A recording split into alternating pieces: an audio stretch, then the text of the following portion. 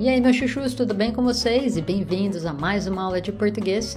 Aujourd'hui, on continue la série des déterminants et pronoms possessifs et on va comprendre les mélanges des déterminants pronoms possessifs qu'on a en portugais avec son interlocuteur. Alors, pour bien comprendre la leçon d'aujourd'hui, il faut quand même avoir regardé la leçon précédente. Donc, si tu ne l'as pas fait, fais pause ici maintenant, va la regarder et reviens après. Si tu l'as déjà fait, mais que tu n'as pas encore fait notre formation gratuite Premier Pas, je te suggère aussi d'arrêter cette vidéo maintenant et y aller la faire. C'est une formation gratuite où tu vas retrouver les 5 clés essentielles pour bien démarrer ton apprentissage du portugais brésilien. Et finalement, les matériels, des supports et des pratiques de cette leçon sont disponibles dans notre cours de portugais Cafezinho Brasileiro. Plus d'informations dans la description de cette vidéo. Voilà, je pense que maintenant on est prêt pour commencer. Vamos lá, vamos começar. Muito bem, meus chuchus. Dans cette leçon, on va se concentrer sur les mélanges qu'il y a des déterminants et pronoms possessifs qu'on utilise en portugais avec son interlocuteur, quand on utilise você, o senhor, ou tu à l'oral. En fait, il est courant qu'on utilise les deux déterminants pronoms possessifs, seu ou teu, sans forcément faire attention s'ils sont bien accordés. Ce qui te fait un tableau plus ou moins comme ça, très coloré, reste avec moi. Donc en bleu, c'est le déterminant possessif qui est bien accordé en fonction du pronom personnel qu'on a choisi, et en vert, c'est l'inverse. C'est les déterminants possessifs mal accordés, mais pourtant, toutes ces formes que vous voyez là, maintenant, ce sont des formes qui sont utilisées de façon très naturelle, très mélangée, et en fait, on se pose pas trop de questions si on est en train de dire teu ou seu. Et il est très courant, en fait, qu'on utilise les deux dans la même conversation sans forcément comprendre pourquoi on a dit l'un ou l'autre. Donc, essayons de voir avec des exemples réels pour pratiquer un peu plus. Donc, dans un premier cas, un Brésilien qui utilise les pronoms personnels você avec son interlocuteur, il peut dire seu ou teu. Par exemple, você tem um cachorro, seu cachorro tem 3 anos, ou teu cachorro tem 3 anos. En bleu, c'est les déterminants bien accordés, seu cachorro, et en vert, c'est les déterminants mal accordés, teu cachorro, mais qui c'est aussi très utilisé. En fait, il faut garder en tête que vu qu'on a cette mélange naturel au Brésil, on va pas être en train de réfléchir si on est en train de dire seu ou teu. Il y a les deux formes qui sortent naturellement et tout le monde va toujours mélanger un peu, dire soit l'un, soit l'autre. Les seuls moments à faire attention de vraiment bien accorder les déterminants, c'est quand tu fais un test de portugais ou quand tu écris un texte très formel. À part ça, tu peux utiliser les deux. Mais bon, tout à l'heure, on va voir que c'est peut-être pas la meilleure des idées, mais tu as au moins compris la logique. Voyons le deuxième cas. Un Brésilien qui utilise les pronoms personnels au senhor. Du coup, o senhor tem um cachorro, seu cachorro tem 3 anos, ou teu cachorro tem 3 anos. En fait, au senhor, c'est aussi accordé en troisième personne et il aura automatiquement les mêmes pronoms déterminants possessifs que você. Donc, c'est la même chose que você. Seu cachorro, bien accordé, teu cachorro, mal accordé. Pourtant, toutes les deux sont très courants et vous allez l'entendre. Et finalement, la troisième possibilité, un Brésilien qui utilise les pronoms personnels tu avec son interlocuteur. Tu tens um cachorro, seu cachorro tem 3 anos, teu cachorro tem 3 anos. Donc ici, c'est inversé. Seu, c'est mal accordé, puisque c'est accordé avec les pronoms de troisième personne, et teu, c'est bien accordé. Donc, si tu es dans une région où on utilise tout et qu'on l'accorde tout correctement, là, du coup, ce serait teu cachorro. Alors, du coup, pour savoir quel déterminant, pronom possessif tu dois utiliser avec ton interlocuteur en portugais, tu dois d'abord faire ton choix par rapport aux 3 possibilités des pronoms personnels en portugais. Est-ce que tu vas utiliser tu, você ou o senhor, a senhora? Et si tu n'as pas encore fait ce choix, je te demande de retourner dans la leçon de pronoms personnels pour mieux comprendre ça et faire ton choix. Et ainsi, maintenant, tu peux pratiquer donc les déterminants pronoms possessifs en fonction de ton choix qui t'avait fait là dans les passés.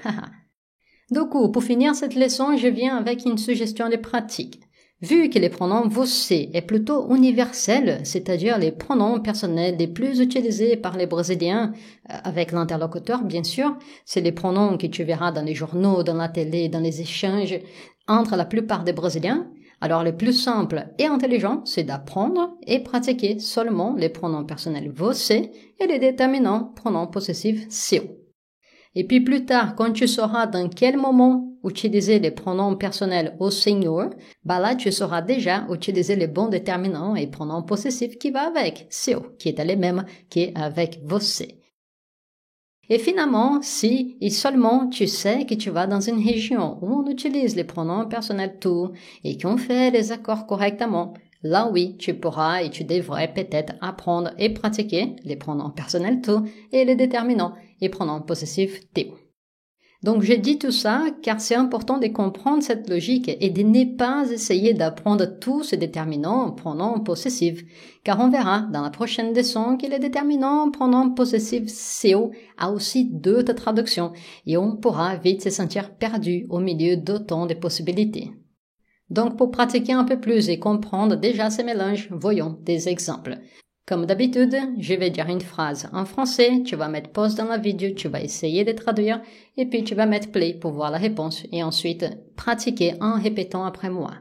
Lettre A, tu as une maison, ta maison est belle. Donc ici, on a 4 possibilités. On peut dire, você tem uma casa, sua casa é bonita, accordé correctement. Você tem uma casa, tua casa é bonita, mal accordé. Et ensuite, tu tens uma casa, tua casa é bonita, bien accordé. Tu tens uma casa, sua casa é bonita, mal accordé. Lettre B, vous avez une maison, votre maison est belle. Ici, on a 2 options aussi.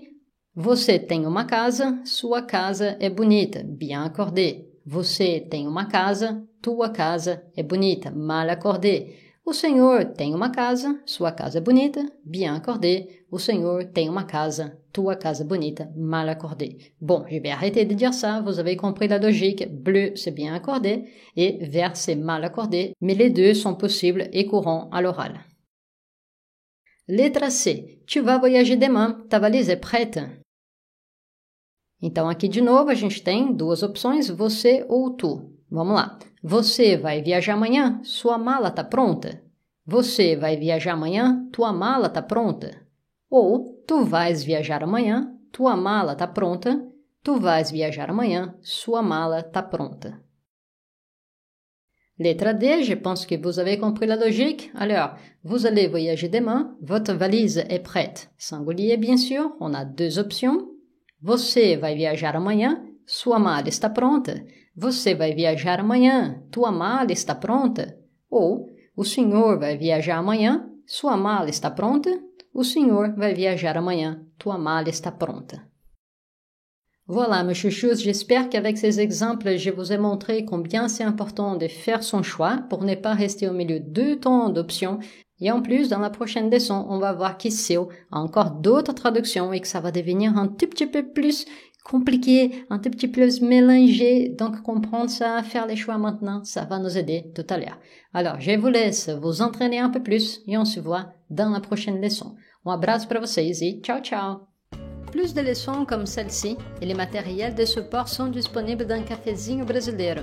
Cafezinho Brasileiro est notre cours complet de portugais brésilien pour les débutants et les intermédiaires.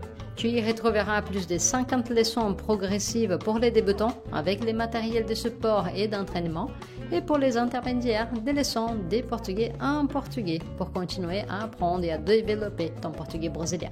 Plus d'infos sur Cafezinho Brasileiro dans la description de cette vidéo.